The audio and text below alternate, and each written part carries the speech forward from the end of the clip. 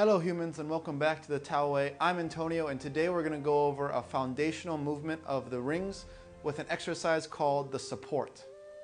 Now the rings can be pulled on or pushed on. We are going to talk about the pushing on part, so the part that we're at the top.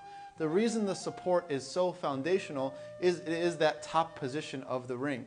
It can set you up for things like planche, things like muscle ups, things like shoulder stands, and more. So it's a foundational exercise that builds upon itself as you increase in complexity. It can also condition different parts of the body, like the inside of the elbow, like the chest, that will help us be conditioned for more advanced moves, like when we get into the muscle ups, the advanced dips, backward rolls, things like this. But before we go on the ring, you actually want to start this on a stable surface. The ring is fantastic, but if you go to the ring too quickly, it's difficult to make some progress. So if I was teaching you this in person, I would say let's start on boxes or parallettes or something stable, then we can come back to the ring. Okay, so let's go over the technique on a parallette or a box. What should you do?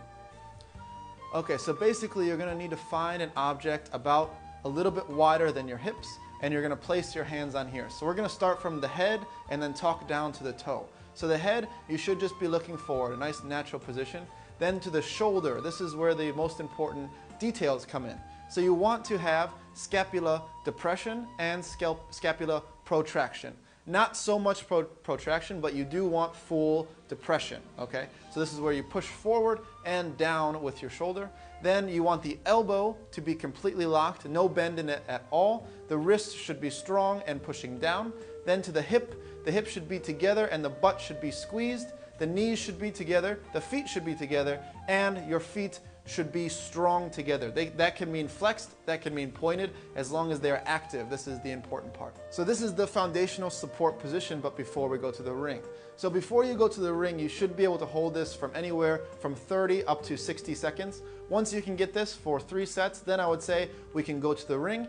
You may even be able to start on the rings or go to the rings earlier, but if you're learning from me online, I would say 30 to 60 seconds because I can't be there in person to see maybe you would handle the rings a little bit easier than other people. So work up to 30 to 60 seconds for 3 sets, and then we'll go over to the ring. So now for the ring, there is a big difference in the ring position. Everything else stays the same. The shoulder stays the same, so you want it depressed and protracted. We want to be squeezing the butt, we want to have the feet together, feet active, all those details stay the same.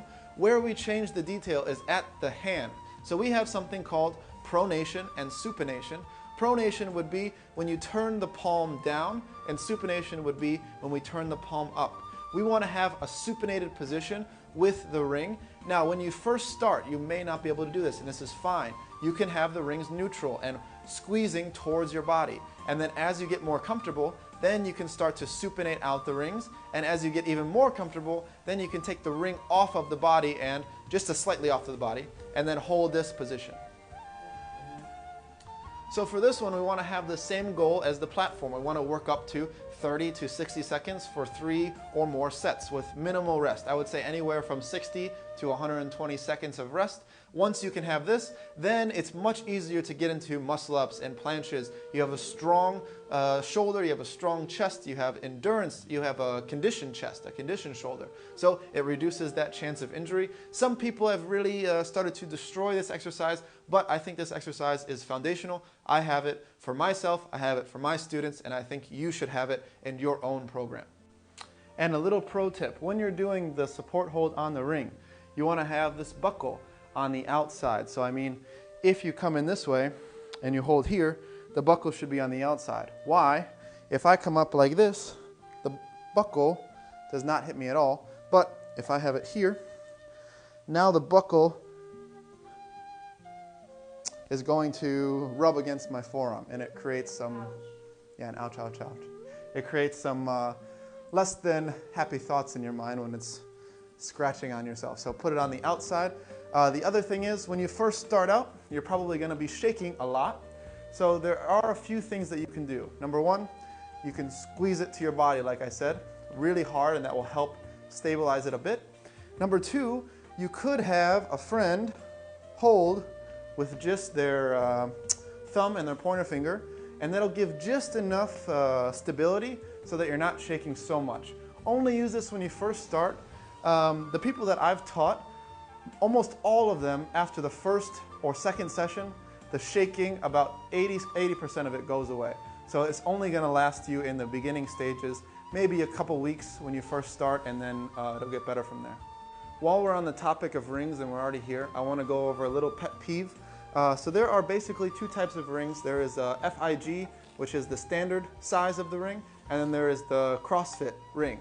The one that I have here is about 1.11 inch diameter, which is the Olympic standard.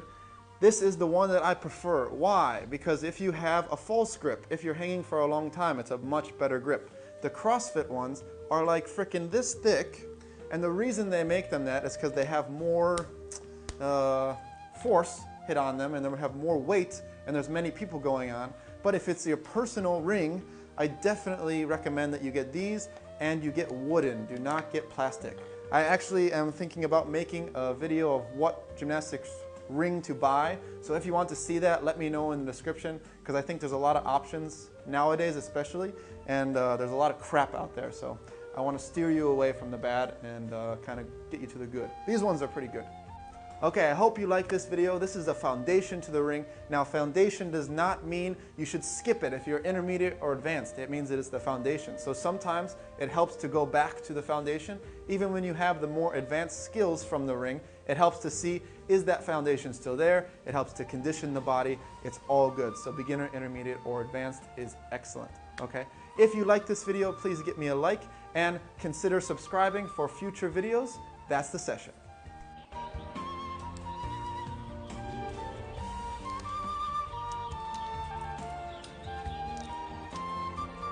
The squirrel. Here you go.